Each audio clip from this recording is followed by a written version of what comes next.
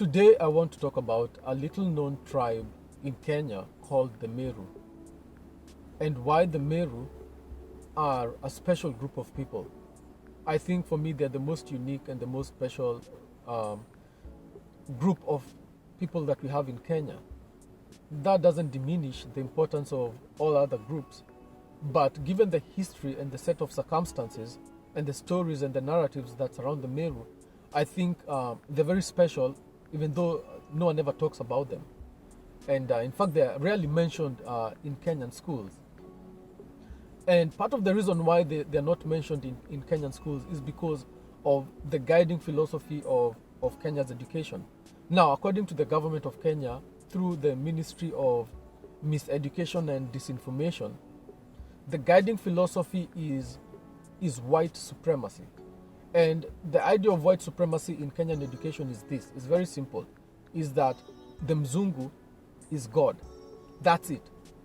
And so any kind of information that contradicts that is immediately suppressed.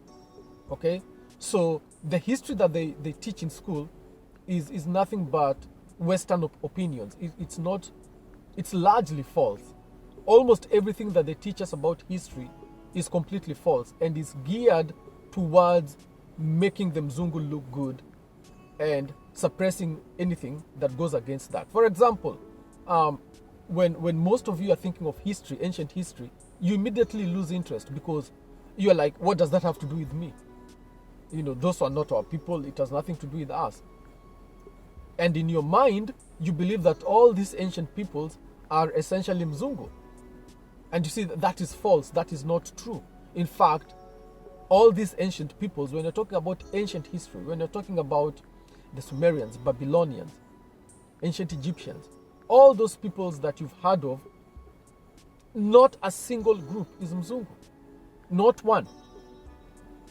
And so, in order to keep that narrative going, that every person, every group in history is essentially a Mzungu group, the government would never discuss people like the Meru, because their history and their legends and their narratives contradict that idea. First of all, even starting with the name Meru.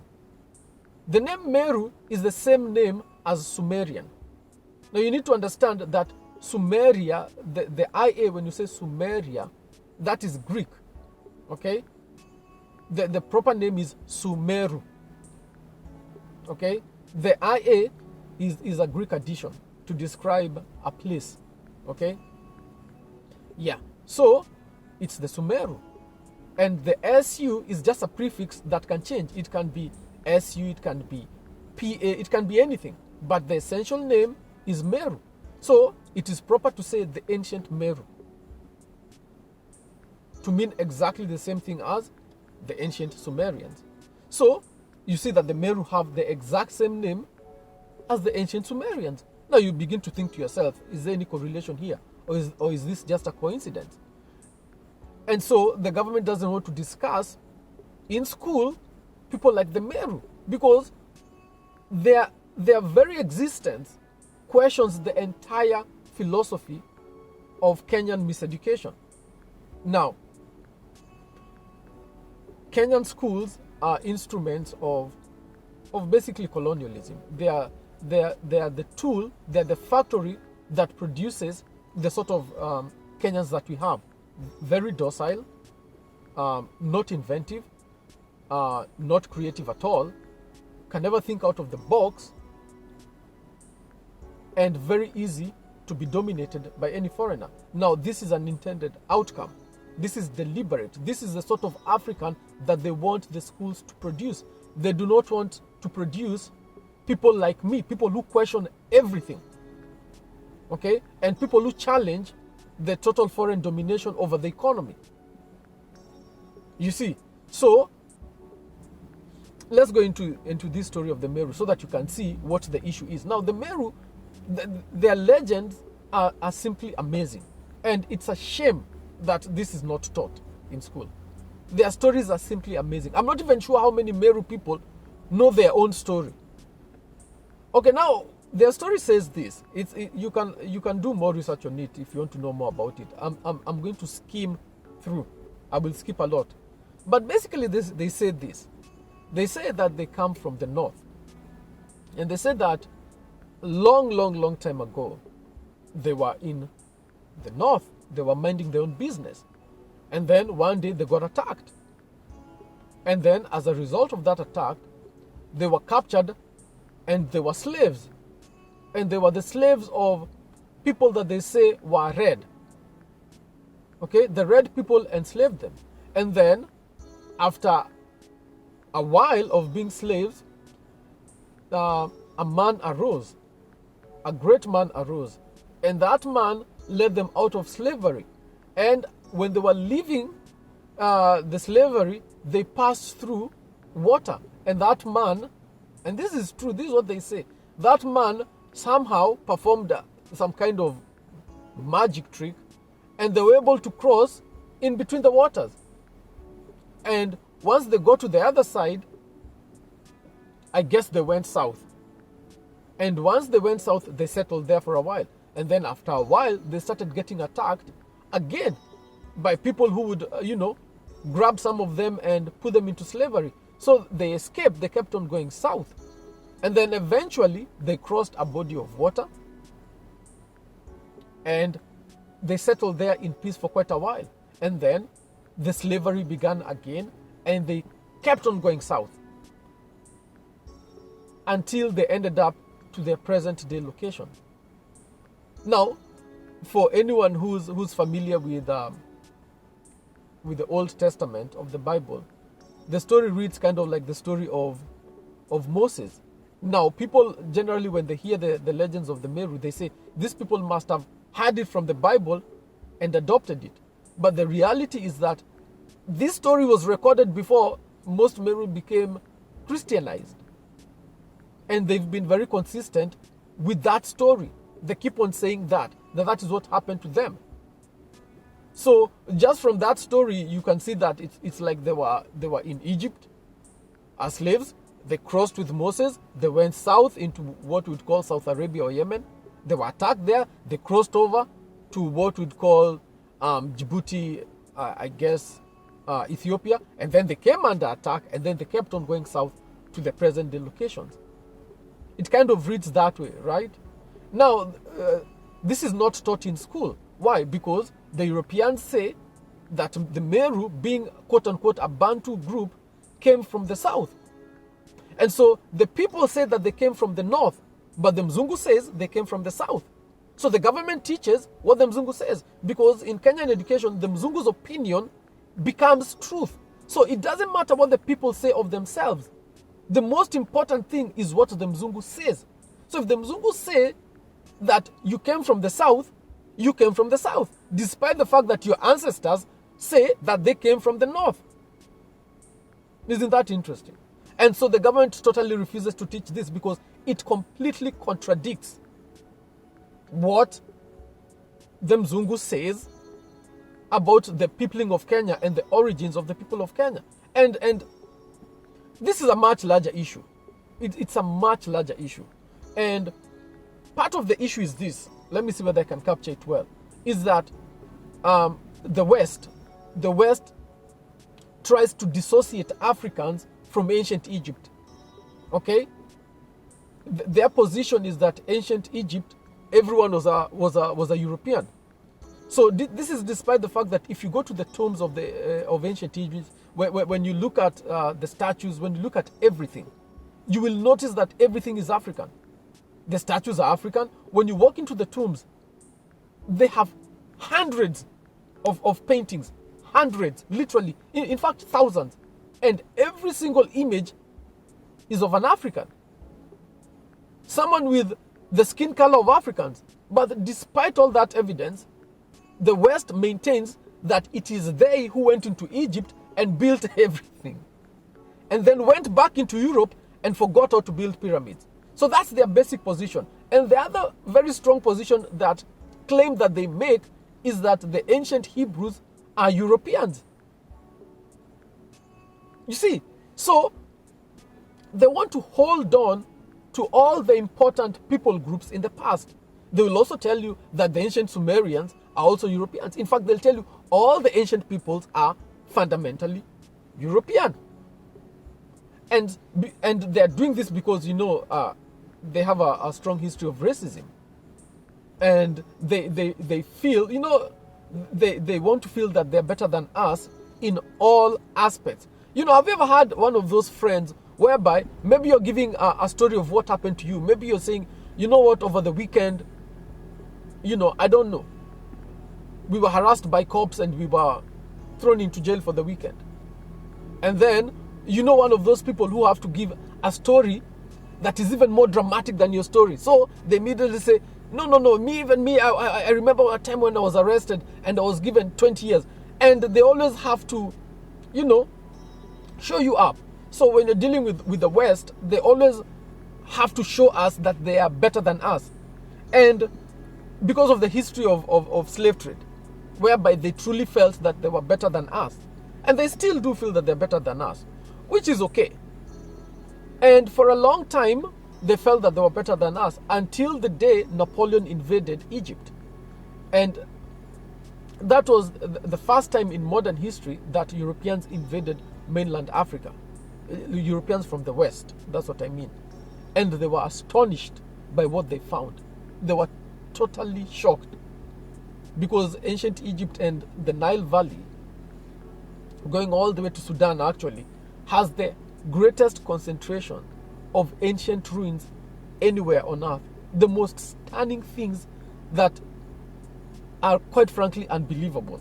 You would not believe if someone was telling you. You'd have to see with your own eyes. So when they went there and they discovered all that, they were shocked. And they were shocked that the statues were all Africans. Everyone was African. They could not believe it. That these same people that we despise built all this. So they started destroying the noses from the statues. Because the nose is what makes it very easy to identify the race of someone, quote unquote, right? So they did everything in their power to destroy the noses, just to cover up the fact that civilization had come from basically Africa. Everything that can be considered civilized can be seen in Africa. And in the same time period, you cannot see it in Europe or, Asia or anywhere else. And so that's when they start this great attempt to whitewash history, whereby they turn all ancient peoples into Europeans. And because of the history of Christianity, when you're reading about the Hebrews, who are the heroes of the Bible, it turns out that the ancient Hebrews were actually Africans. They look exactly like Africans. But that is not palatable. That is not acceptable, is it? So they also turned the ancient Hebrews into Europeans, which is very bizarre when you consider the history. Now, given that is their ideological position, and given the fact that it is the West that controls the education system in Kenya directly, you very well know that curriculum approval has to come from London. You very well know that examinations that Kenyan students take are produced in London. Not only primary school, also secondary school, and for most colleges. In fact, many of you who've been to college, your certificate is written something to do with London. Look at your certificate properly. So we know that it is England or the West that controls directly the education in Kenya. And so they can never teach the truth. Okay, don't even ask me why the government would allow the West to control our education system. But Kenya is ruled by the children of the home guards. So that tells you everything you need to know. But anyway, coming back to the Meru, so you understand why they have to dismiss information that contradicts the idea of white supremacy, ignore it, and otherwise undermine it. Now, the story of the Meru contradicts all of that because it strongly reads like the story in the Bible. To the point that you're like, okay, if the Meru, what they're saying is true, and they look like Africans, then the people in the Bible must also look like Africans. Now we start to look for evidence because even at university level, they will not even do research, when you go to the linguistic departments of all these universities we have in Kenya, they will not even do basic research on what the Meru are claiming at all. They maintain the same system of white supremacy. Okay, as ridiculous as that is. Now let us examine the claims of the Meru to see whether it's true what they are saying. Now, if it's true what they are saying, that the Meru are the Sumerians and they come from Mesopotamia, and as a result of repeated military invasions and wars, they get pushed all the way south into East Africa. Let us examine their claims. Is there any evidence to back up what they're saying? Actual physical evidence, other than just, oral history? Well, one of the most important evidences is their name. How do they end up being called Meru? Who gave them that name? In Kenya, the name Meru may sound very unique, but globally, it is not unique. But we won't talk about that right now.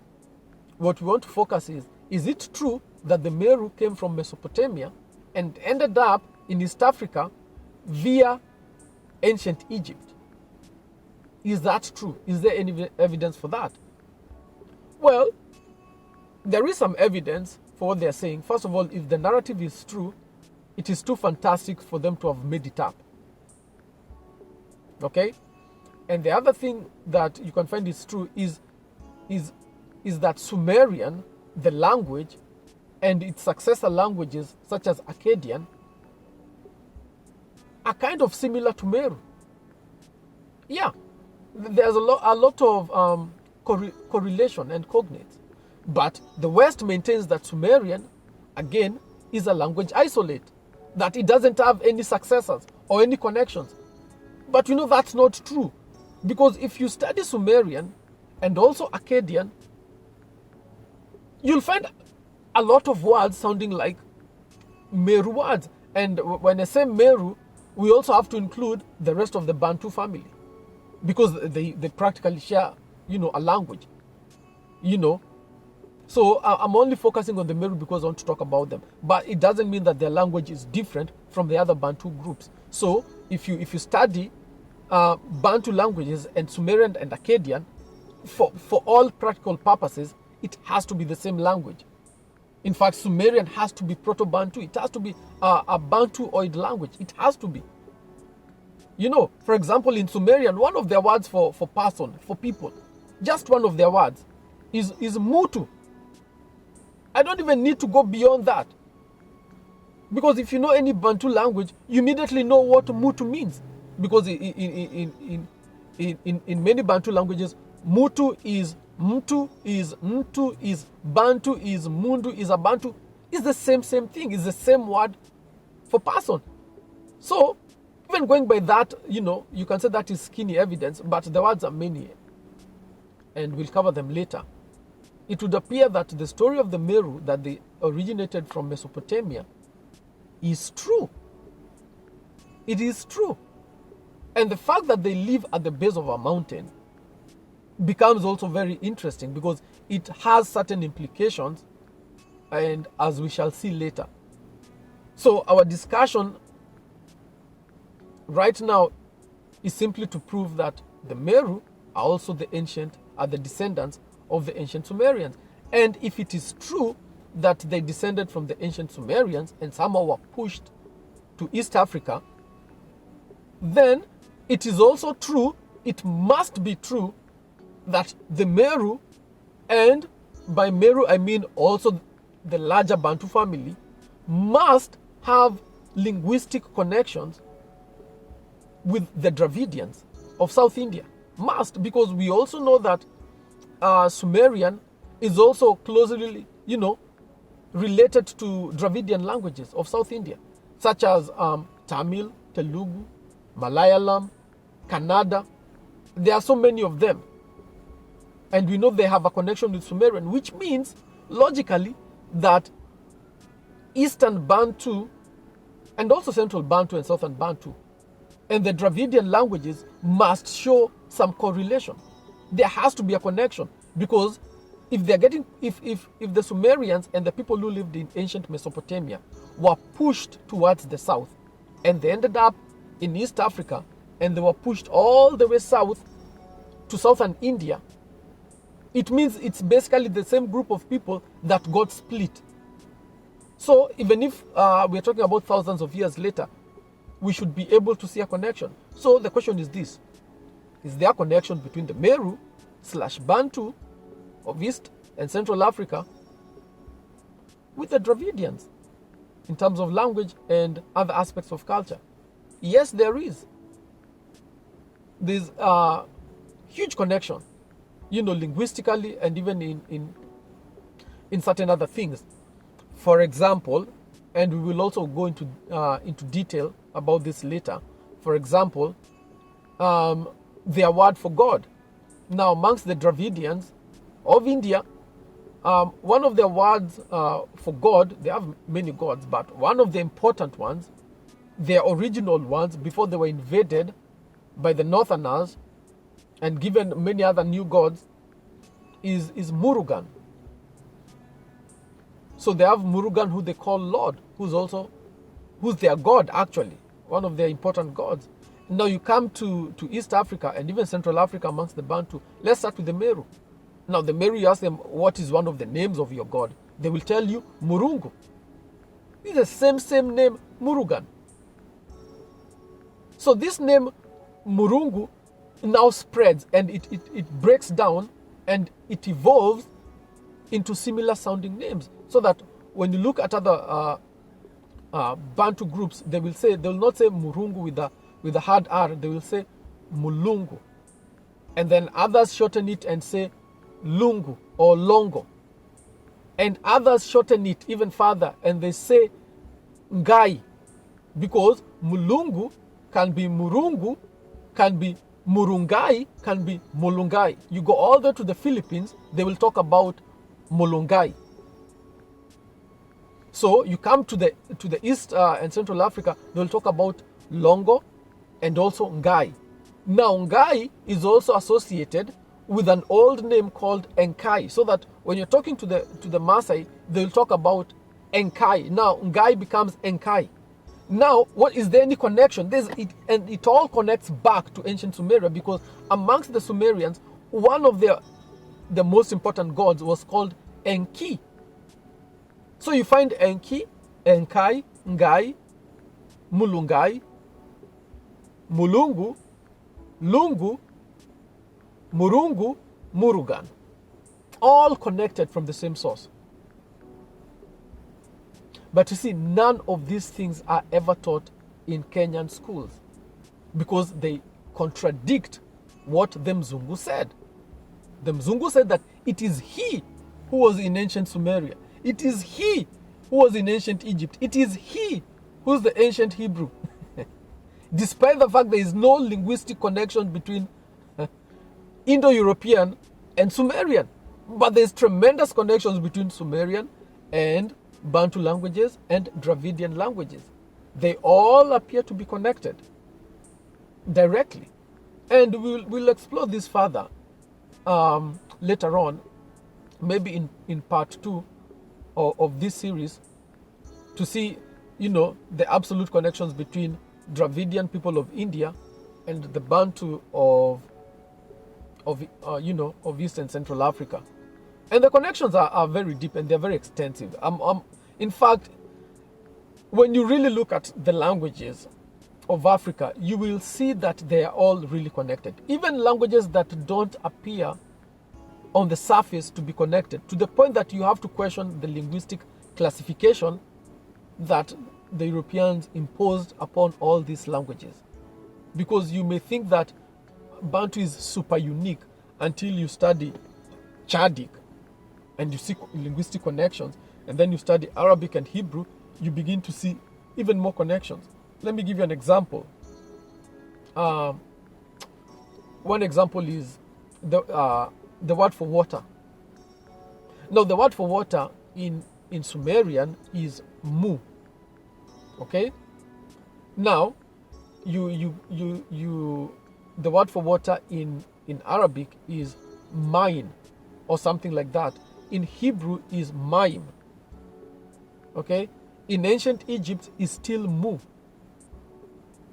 Now, in Bantu, it is Mai or Maji or Mai or a variant of that. So you keep on seeing the same word to mean the exact same thing in all these languages. But from the top of it, you'd never guess that Arabic has anything to do with Bantu, quote unquote, or Hebrew has anything to do with Bantu. In fact, they appear to share so many words that we know that both of those languages are coming from a Proto-Bantu. Another example in Sumerian, and this is just a random example, the word for a male or masculine or husband, one of the words is Urum. No, on the surface, it doesn't sound like anything. Now you go to Coptic, and Coptic is the language that is still spoken in Egypt today, and it's very closely associated with some of the pharaonic languages. The same word becomes Rome to mean husband, male, masculine. Okay? So it is Urum in Sumerian, Coptic, Rome. You're like, okay, fine. Well, amongst the Meru, it is Morome. It's the same word to mean the exact same thing, despite the time and the distance between these people groups. So as far as I'm concerned, as far as I'm able to establish, is that the Meru are directly descended from the ancient Sumerians. It's the same language. And all these languages are interconnected.